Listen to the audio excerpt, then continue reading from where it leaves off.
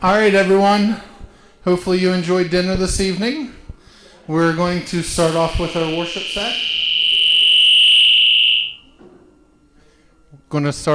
worship set. This evening.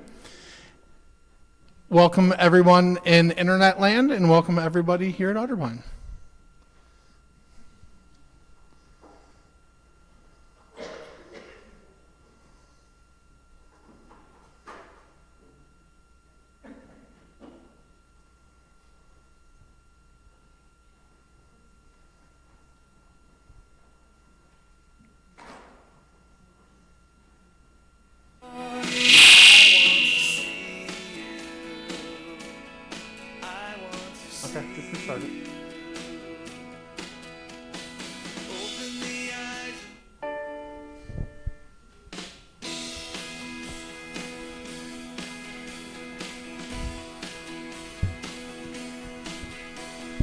Open the eyes of my heart, Lord.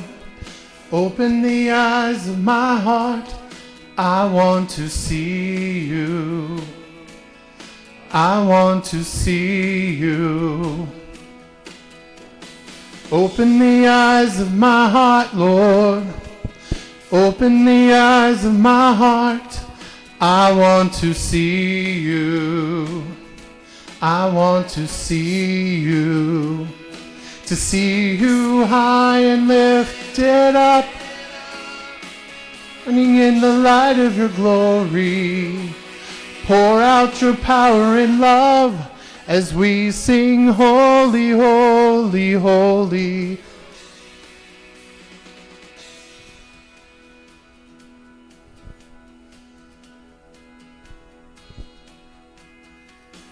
Open the eyes of my heart, Lord.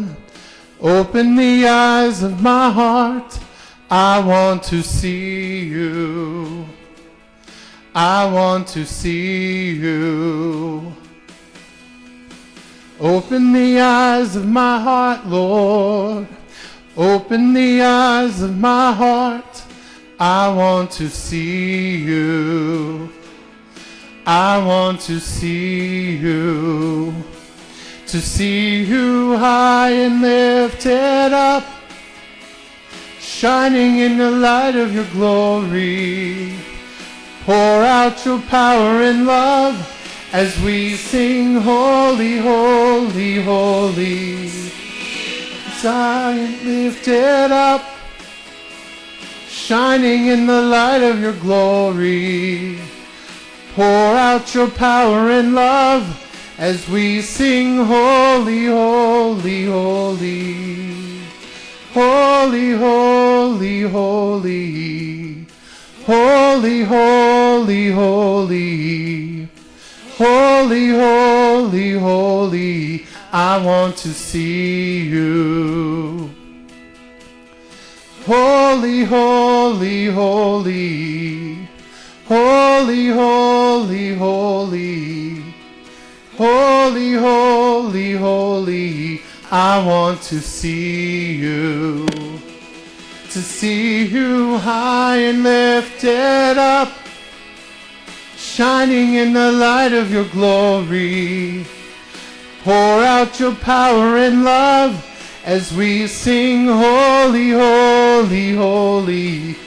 Want to see you. All right, one more. 10,000 Reasons.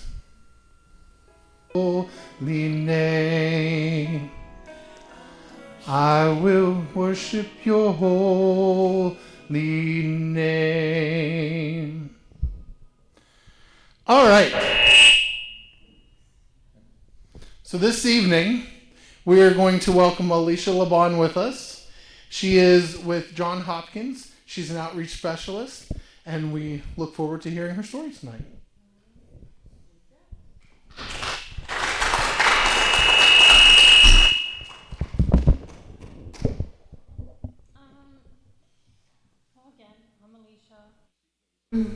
I think a little bit. Let me. I know. Can you still hear me? If I am. Okay. No. You doing right? Yeah. We're gonna put the mics on. Okay.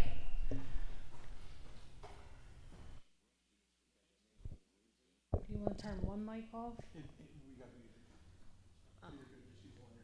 Oh, you want me to hold it? Oh, okay. That's fine. So I'll talk a little bit about what I do on a day-to-day basis. So again, I am an outreach specialist with Johns Hopkins, and a lot of that work consists of dealing with people who are struggling with substance. Yes, that's fine. No, it's fine. It's dealing with people who currently struggle with substance use disorder or mental health crisis. Um, we work under a grant called Support to Restore, and a part of this grant, it is my job to meet people that are currently out in the streets struggling, right? And everybody knows Johns Hopkins is about research, right? And my job is to connect with this individual, build a rapport with this individual, and connect them to services. And whatever services that may look like, if they're not ready for inpatient, I can connect them to outpatient, or I can connect them to a provider for MAT services. When I'm working with an individual, I've learned the best practices is to give them a choice and a say in how they want to direct their recovery. It empowers them.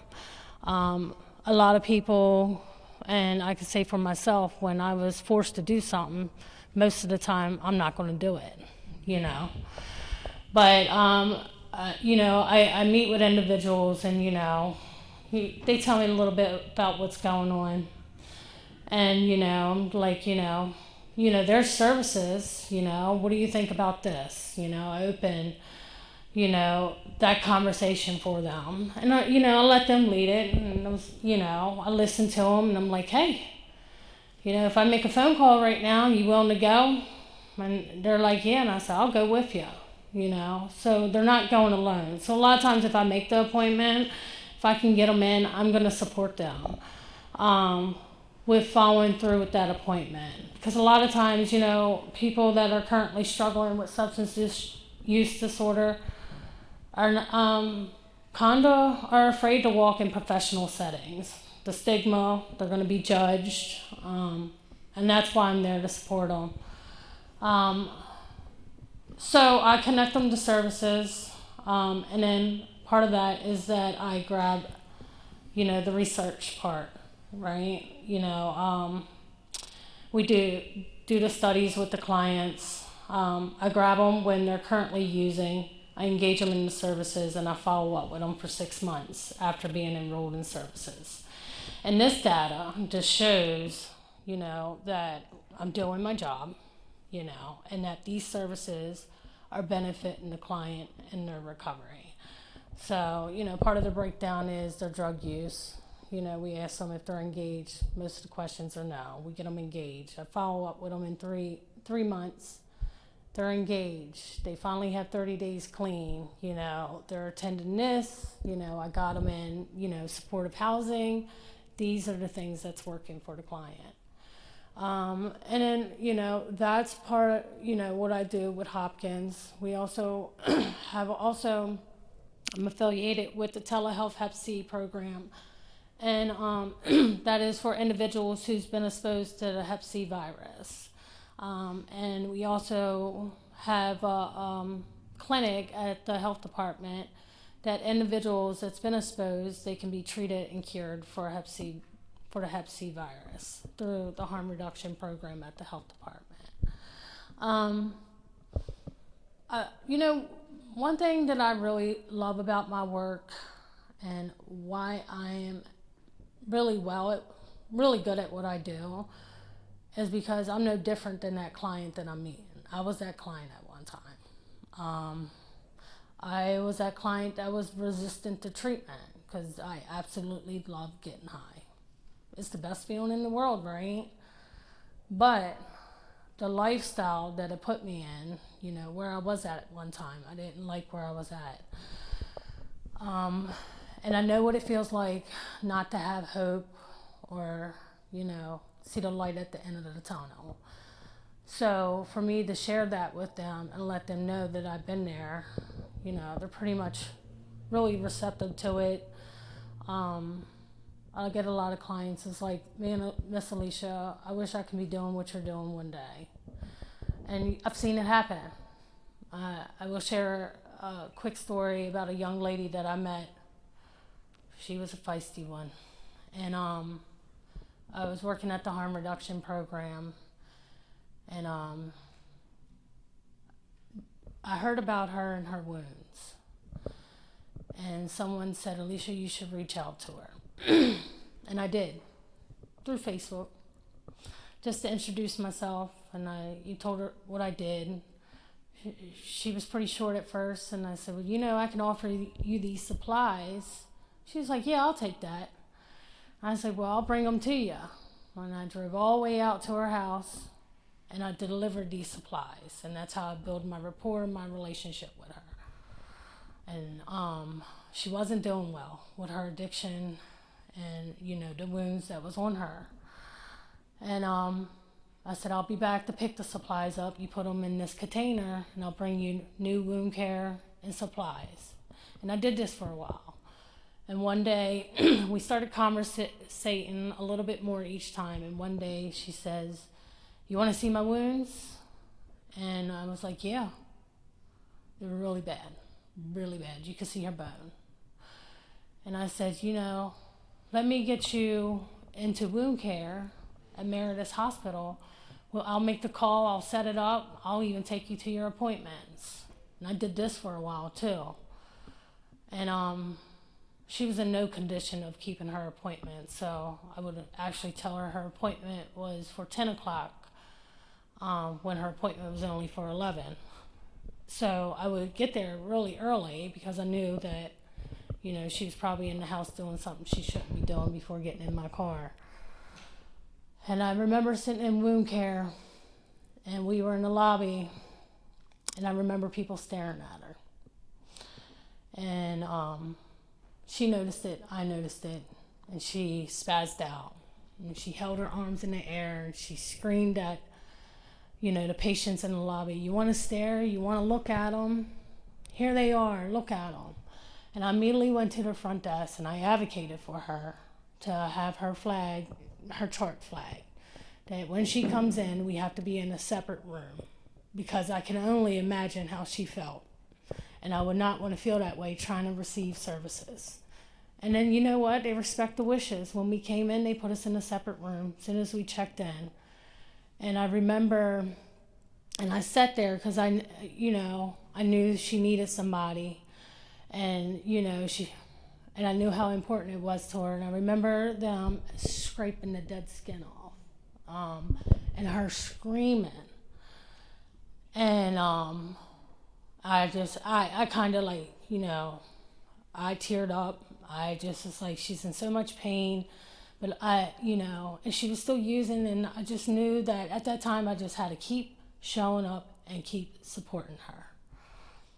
And she was one of the ones that we rode back, and she said, I want to be doing what you're doing. And I said to her, you can do what I'm doing. And one day she called me and she said, I think I'm going to give methadone a shot. I said, okay, I'm going to take you over there. And I took her over to the clinic, And I'll be honest, did I see her in recovery at that time? Did I think she could do it? No, I didn't. But I knew that I was just going to show up anyway, just to keep trying to provide hope. And she called me one day, and she was so excited. She said, I finally got a clean UA. She got stabilized on methadone. And she was so proud of that accomplishment. She told everybody, she shared it on social media. That was a big step for her. And this is no inpatient intervention. This is something she'd done on the outside. She had to say no to heroin and cocaine every day and get stabilized on methadone because she didn't want to go inpatient. And she was so excited, and I was like, that's great.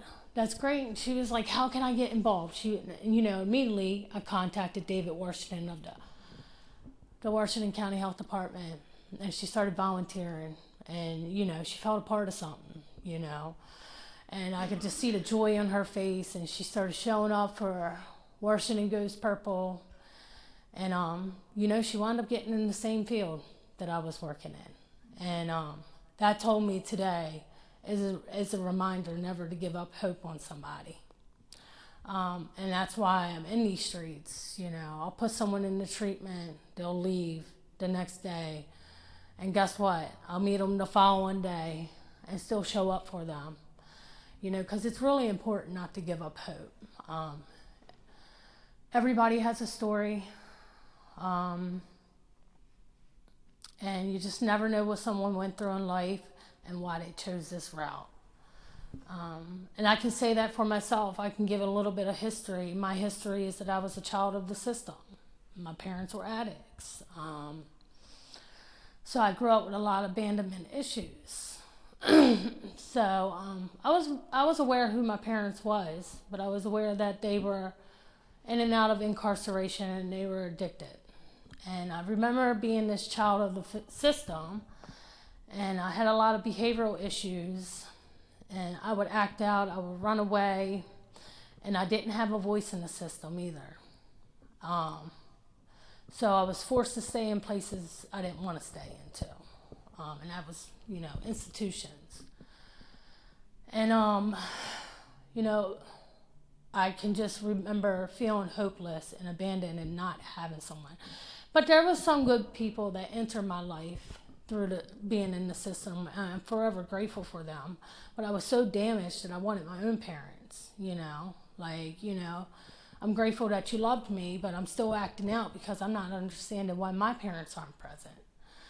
And I played victim for so many years. I fell into addiction. I found my mother. I wanted running, finding her. She didn't introduce me to drugs. I introduced myself to drugs to be a part of her. And I never knew how powerful addiction was. I just wanted that bond with my mother. And I fell in that trap for many years, but I remember growing up saying that if I had children, that I would be the best mom I can be. And 2010, I call it an assault charge. It was an assault charge, and I was still in active addiction. And I remember getting sentenced. And I think in 2011 I got sentenced, and the judge gave me 4 years. Mind you, this is really a self-defense, right? But it was honestly a blessing in the same way. First of all, I had a record. The gentleman had no record. I didn't know how to advocate for myself without screaming and using words I shouldn't use in the courtroom. But I got sentenced to 4 years. And when I went down to the prison, they found out I was pregnant. And it was my first kid. And I already went through the whole detoxing process. I did cold turkey and found out after that I was pregnant. But I looked at it that was God. That gave me this 4 years because I wouldn't have stopped getting high and pregnant. And that was God saving my child from addiction, being born into addiction. And I'm still grateful till this day about, what happened to me when I got sentenced. And I carried my child full term. I delivered, when I was down in corrections in Jessup. And my dad just came home from prison. And you know what? I had nobody to take my child. My dad just came home from doing 10 years. And, he came a part of my life when I went into prison. And he saved my child from going in the system when I delivered while I was down in the prison. So I always look at this God working in my life, My dad couldn't be a dad to me, but he was making up so my son didn't have to go through what I went through. And he was my biggest supporter too. because he lived a life, you know. He lived with a lot of guilt, you know, to see not just me, all my siblings were, you know, fell into addiction. And then, you know, I did prison time. I came out, and a lot of challenges that I had was getting employed because I had this assault charge, you know. One thing the courts require when you want to get your child back is to have a stable place to live and a steady job. And then that was hard. And I remember I did get a job, I did see my son, and then I fell into old behaviors to make extra money because I needed to get this apartment. I wanted my son in my life. And these behaviors wind up just take me back to addiction, right? I had no tools. I didn't build a supportive system to help me get through that. You know, it was jail and then to the streets. I had no support out in Baltimore. But I learned from it. So when I did relapse, one thing I did do, I immediately called my dad and told him I relapsed, and he came and got my son. I didn't drag him through it.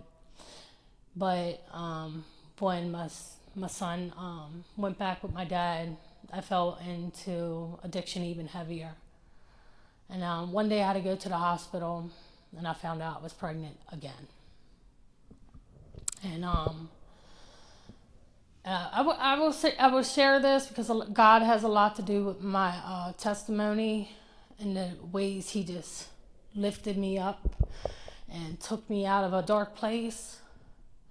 I remember I called my dad, and, you know, my mom actually, you know, my dad rescued my mom from addiction, and, you know, she wound up going to prison, so they were together doing well. I just couldn't get it together. I remember one day I was walking, and I was in really bad shape, and it was like 3 o'clock in the morning, and I was by this church called St. Benedict's down in Baltimore, Maryland. And I remember praying, and I prayed to God, like, just lift me, take me away from this. Take me, I don't want to be here no more. I don't want to go through this addiction no more. And it was a powerful prayer. I was hurting that night.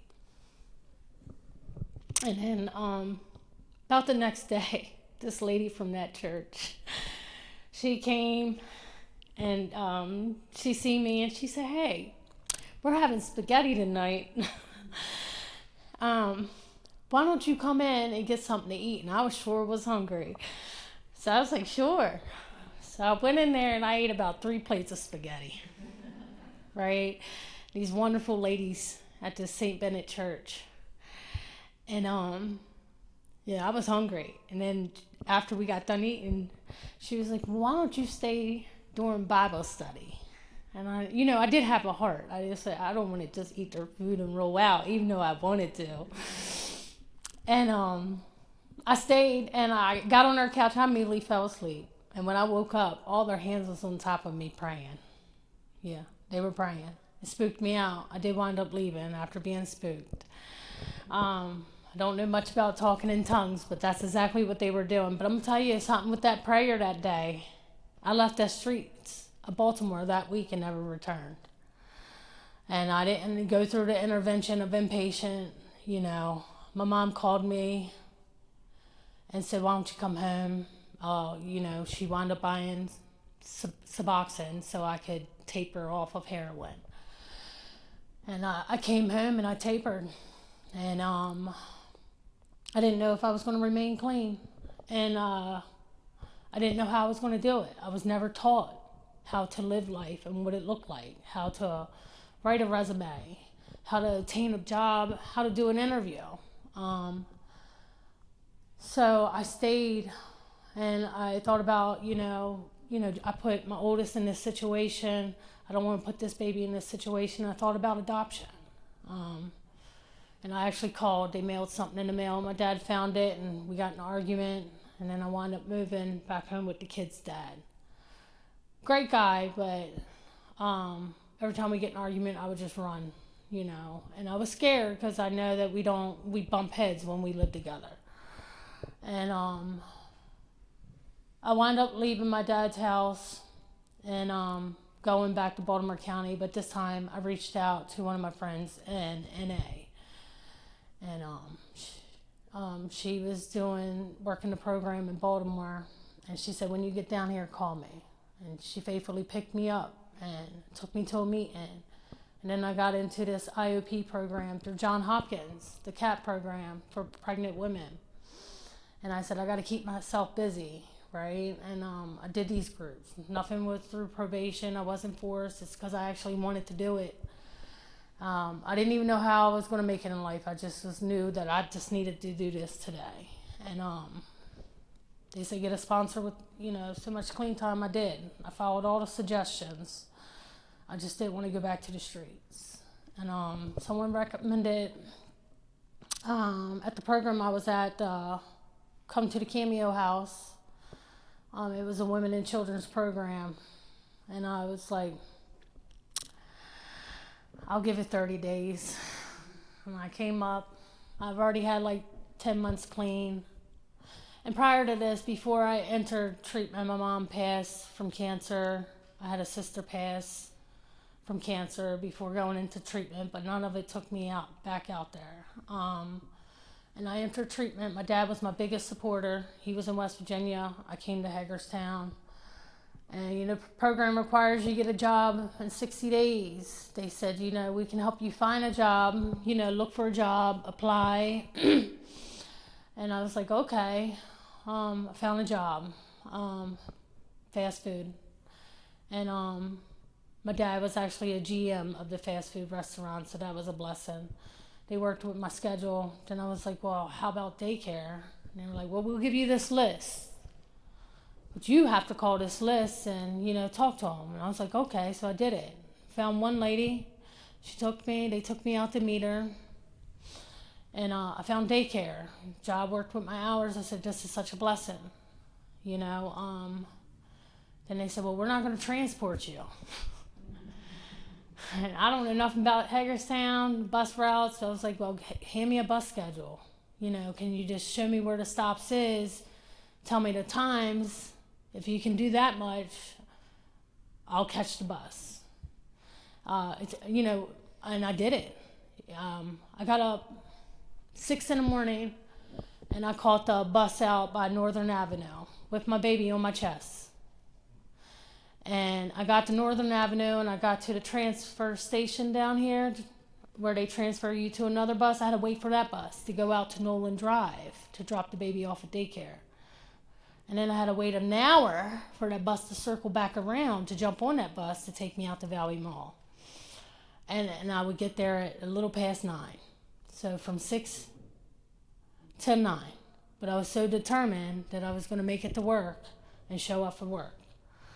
And one thing I learned about, you know, my recovery is that you have to utilize the resources given to you.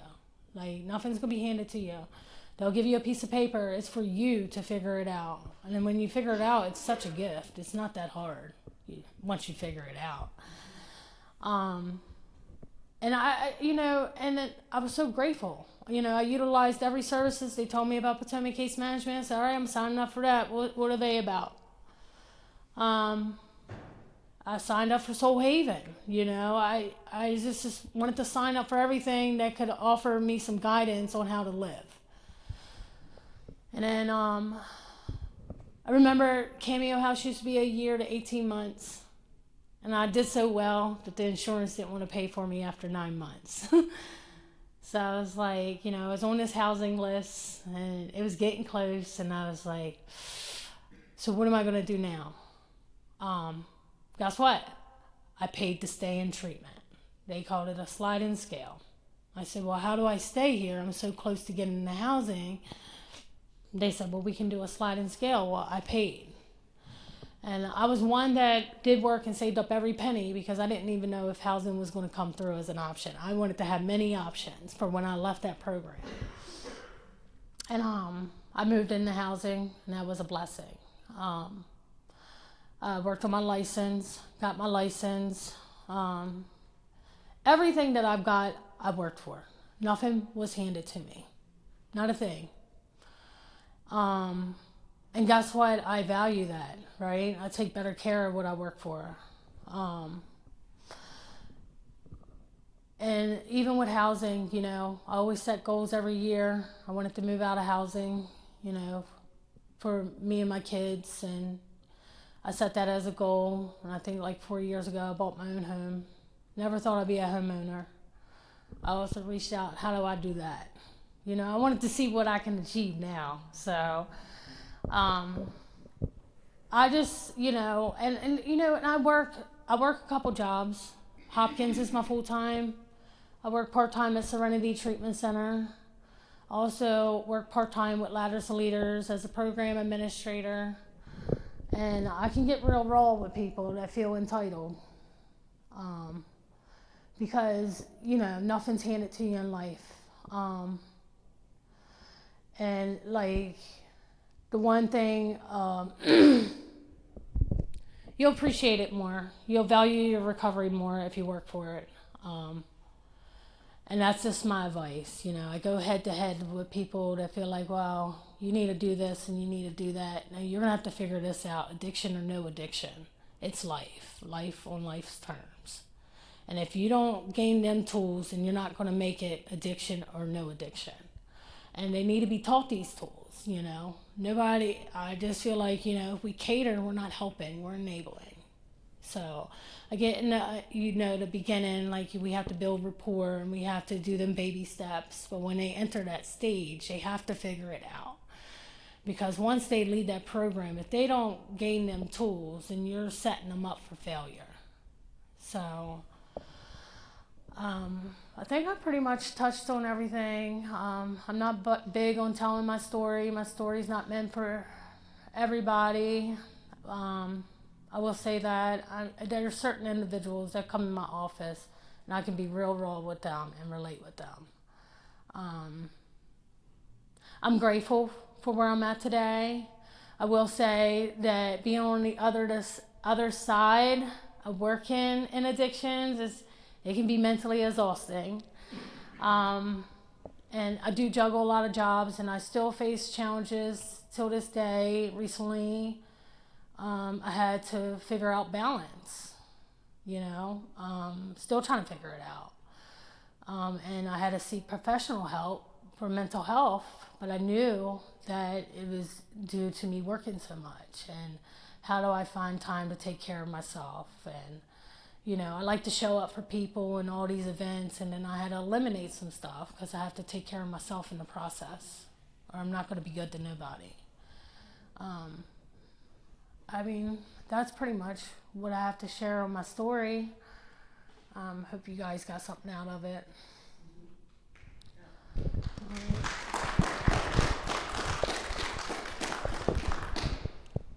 Now the fun part. We're gonna put her pay. on the spot. You want that? I'm gonna need it, yeah. So I asked her if any questions were off limits, and she said she trusted me. I've known you, 3 years about? Mm-hmm. And the thing that I've noticed about her, first of all, just in those 3 years, I've seen people throw her under the bus real bad.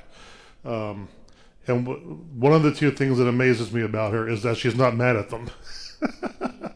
She is the most gracious person I have ever met. Whether she's talking about people from her early years and those failures, she's not mad about it. When people do stuff to her now, she's not mad about it. And the other is, like she said, this hope that she's just relentlessly optimistic. So I told her beforehand, what I'm going to ask you is, do you have to work on that?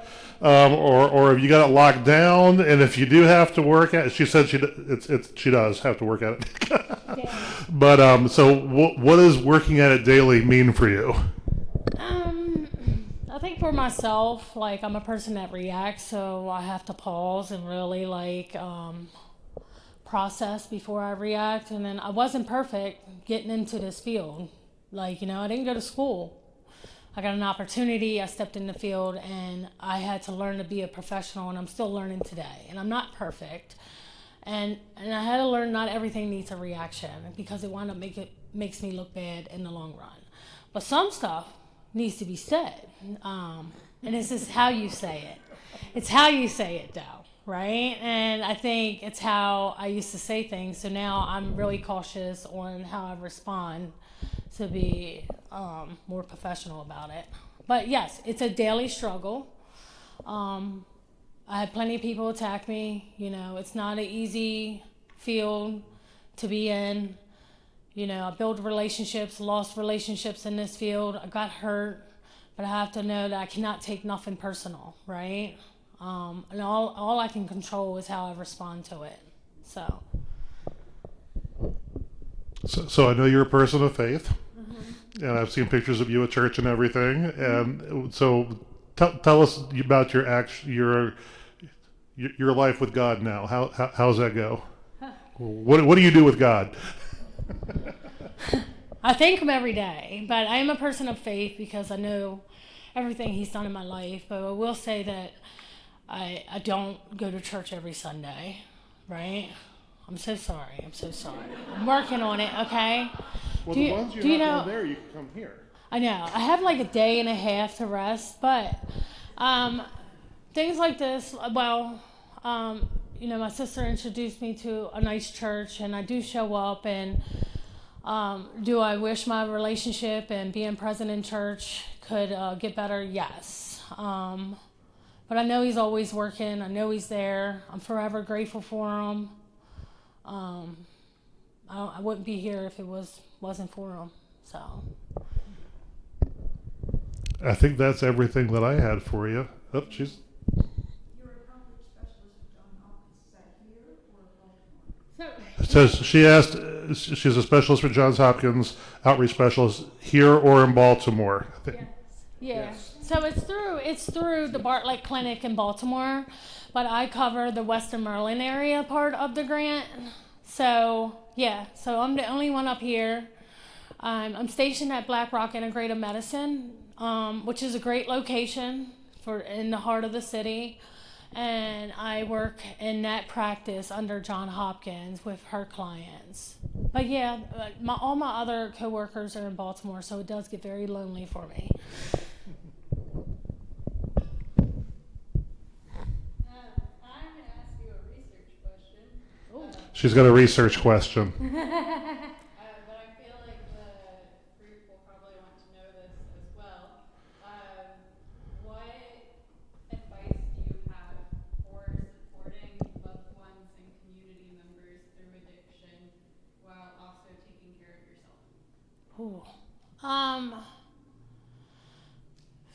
What advice do I have? Someone that's supporting someone through addiction and taking care. You talking about me? Can I answer that question? Okay, so in my last church, Yeah. Southern Maryland has addiction problems too. Yeah. And there was a woman talking to another woman. One had lost a child to addiction, and the other one was enabling the addiction. And she said, I know I'm supposed to let him hit rock bottom, but I just can't. And the other one said, don't. I tried that and he died. I'd never do it again. Which I know is not the right answer, but I'd like to hear your response to that. But yeah, I've dealt with many parents, and honestly, like, I deal with this lady and I ask her updates about her son every week, and she is a big part of giving her money on almost a daily. And she has a daughter that works in the field that's saying don't, right? But I can't tell her. She's going to do it anyway. All I can do is support her at the moment. And, you know, so she can vent to me. And, you know, of course, I'm like, you know, you might want to stop, or I'll give her, like, suggestions, like, let him go to treatment and call you from the treatment center and then send him money. You know, have confirmation. I try to give, like, little tips. I don't know what the best answer is. What are the do's for caring for somebody with addiction? We know what the don'ts are. What are the do's? I think the do's is always staying in contact, always holding boundaries, still telling them you love them. You know, and I will say this with a family member, they got mad. Just giving them the resources. and just being there. But also though, like if it's affecting your mental health, you're gonna have to take care of you too. It's no real. I don't have an honest answer for it, to be honest. Sounded honest to me. Yeah. So.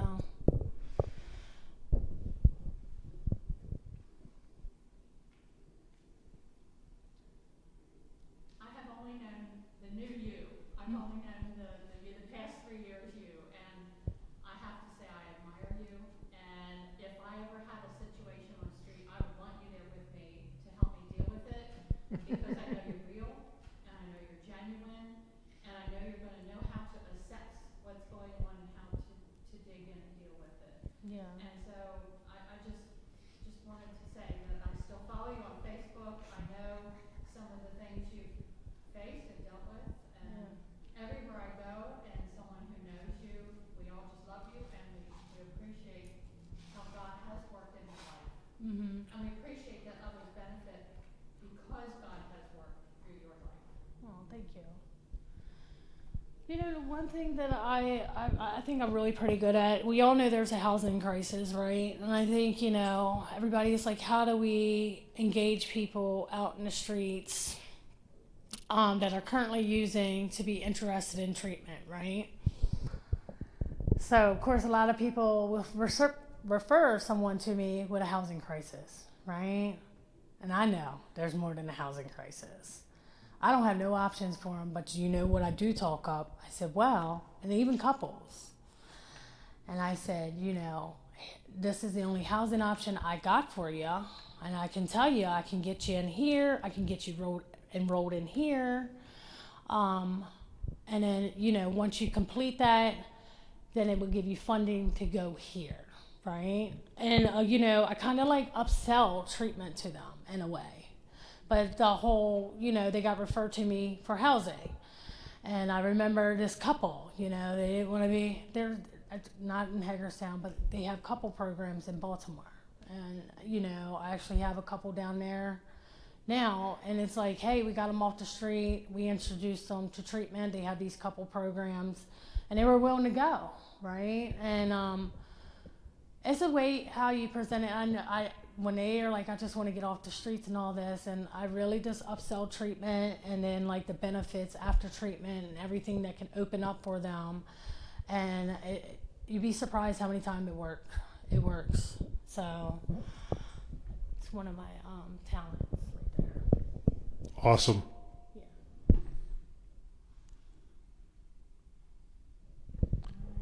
Thank you so much for being with us tonight.